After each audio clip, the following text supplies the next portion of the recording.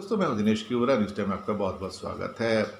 भारत की जो फाइनेंशियल वित्तीय कंडीशन बहुत प्रिकेरियस हो गई है। इस टाइम जो आज फाइनेंशियल एक्सप्रेस में ब्लूमबर्ग की जो रिपोर्ट आई है, उसने वो काफ़ी ही शॉकिंग रिपोर्ट है। शॉकिंग इसलिए कि सरकार के पास टैक्स रेवेन्यू बिल्कुल नहीं है और सेंट्रल गवर्नमेंट का स्टेम डेफिसिट 7% जा सकता है जीडीपी का। 7%।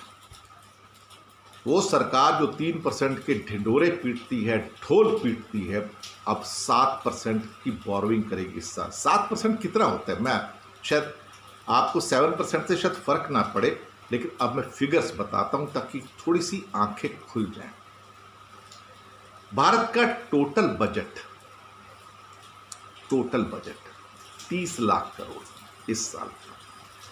30 लाख करोड़ में जो टोटल टैक्स आएंगे 22 लाख करोड़ के, मोटा मोटा। बाकी 8 लाख करोड़ कहां से आएंगे? बोरोविंग्स जी हैं, यानी कि लोन लिया जाएगा। अब मिनिमम टैक्स डेफिसिट शो किया जा रहा है 7%।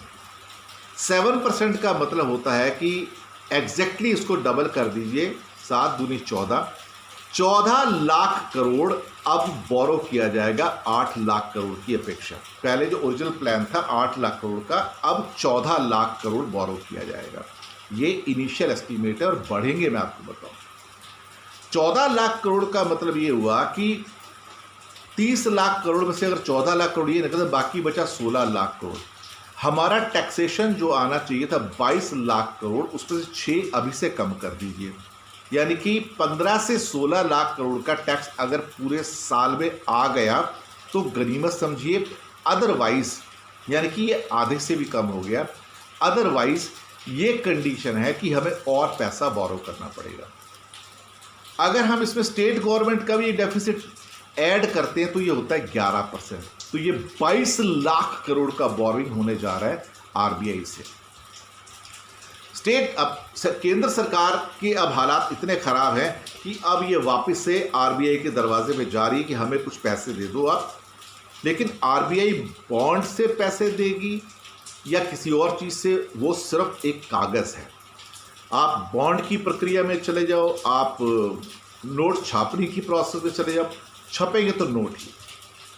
इसका मतलब ये हुआ कि देश की इकॉनमी में इस साल करीब 15-16 लाख केंद्र की ओर से जो बोरिंग्स होने जा रही हैं और बाकी स्टेट की, यानी कि 24-25 लाख करोड़ के नए करेंसी नोट यहाँ पे पब्लिश होंगे, प्रिंट होंगे।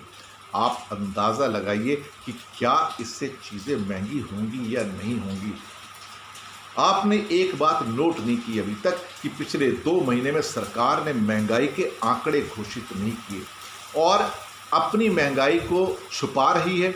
अब 12 तारीख को यहाँ पे आंकड़े फिर से आएंगे, रिटेल इन्फ्लेशन के दबा दिए जाएंगे, ठीक आंकड़े नहीं दिए जाएंगे।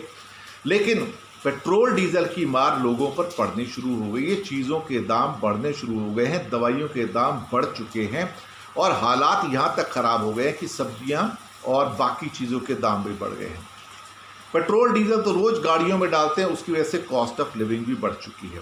लेकिन सरकार को अब कोई चिंता नहीं है, सरकार का कुछ लेना देना नहीं है। अब इससे सरकार आरबीआई से पैसे लेगी और उससे जो आने वाली हमारी संतानें हैं 2-4 साल के अंदर अंदर वो भुगतना शुरू करेंगी, क्योंकि हमारी बोरोइंग्स जो हैं, जो हमारा कर्जा है अभी से 88% काउंट किया जा रहा है जीडीपी का, वो बढ़ के 90 से 95% के बीच में आ सकता है। और ये जो सारा का सारा जो एक तरह से फिगर है, ये दरअसल शॉक देने वाला है, क्योंकि यहाँ पे महंगाई अपना विकराल रूप लेकर आएगी और भारत का 1/3 बजट हर साल सिर्फ टैक्स सर्विसिंग के अंदर चला जाएगा। यानी कि आपके पास 1/3 बजट अवेलेबल ही नहीं होगा टैक्स का। आप सोच सकते हैं कि हालात किस कदर बुरे हो सकते हैं। और ये सब इसलिए कि आपने इकॉनमी को जिस पूरे ढंग से मैनेज किया पिछले 6 साल में, कि आपने इकॉनमी का भट्टा बिठा दिया है। $5 ट्रिलियन की बातें करते थे, वो भी 2024-25 तक। अब 2030 तक अगर आप 5 ट्रिलियन तक पहुंच जाएं तो ऊपर वाले का शुक्रिया अदा कीजिए। ये हालात हैं और ये आज की रिपोर्ट फाइनेंशियल एक्सप्रेस इंडिया में ब्लूमबर्ग की रिपोर्ट है, चौंकाने वाली, शॉक देने वाली। धन्यवाद आपका। और जी हाँ, अपना ज़रूर आप फीडबैक दीजिएगा और साथ में आप हमें लिंक भेजिएगा और आपको किस किस्म के इश्यूज चाहिए। सब्सक्राइब करना मत भूलिएगा।